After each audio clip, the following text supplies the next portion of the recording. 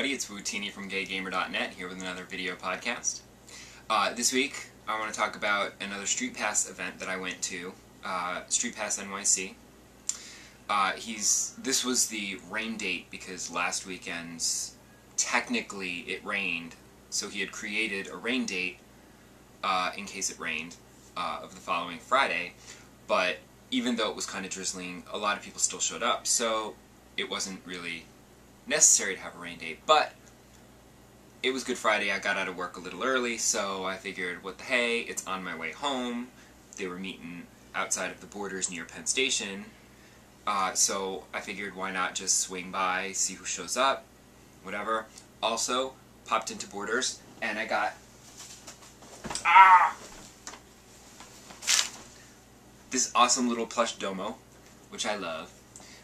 So the whole trip was worth it just for the domo.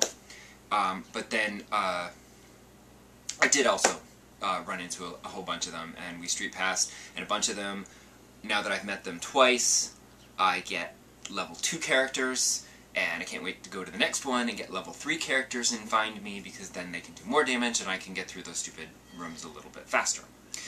And then, because it was kind of chilly out, because Mother Nature can't make up her mind whether it's spring yet or not, and because the border security guard wouldn't let us put the AR cards on the ground to play with, the big ones that he'd made, we decided to move up to the Nintendo World store, where they were holding their own Street Fighter event, which apparently every Friday, I think from like 4 to 6 or something, I'm not sure, they have Street Fighter, and you can go and hang out in the Nintendo World store and play Street Fighter 3D. Mind you, I didn't want to. I was just doing the Street Pass because my Street Pass team is pretty good, so I can usually win like 7 or 8 out of 10 of the matches. I can usually win most of the matches with Street Pass because I got a decent team for that. But I won't play the actual game with people because I'm really bad. Like really bad. Even people who say they're bad aren't as bad as me. I mean, I played this 12-year-old kid and he kicked my ass, and it was really humiliating, so this is why I don't play games with other people. Speaking of games, I just got a review copy of Ridge Racer 3D, which I am thoroughly enjoying so far. Racing in 3D is just awesome. It's just how it should be done. So that's pretty good. Look for a review of that later on. And then I also got Dot Game Heroes, because Atlas had this big sale on Amazon, and I managed to get Dot Game Heroes for like, it was like 13 and change, so I thought, what the hell, you know. It's been on my radar, but never anything that I've been wanting, you know. I've never needed a new game, so I've picked it up. I've always had plenty to play, so it's always just sort of been sitting in the back of my mind. But for 13 and change, I thought, oh, what the hey. Plus, I thought it might be a nice change of pace to actually play a game in my PlayStation 3 instead of just watching Blu-rays. So, it's super fun. It's very cute. It's also very, let's just say I'm not sure how they didn't get sued for this. It's kind of an homage to the Zelda franchise.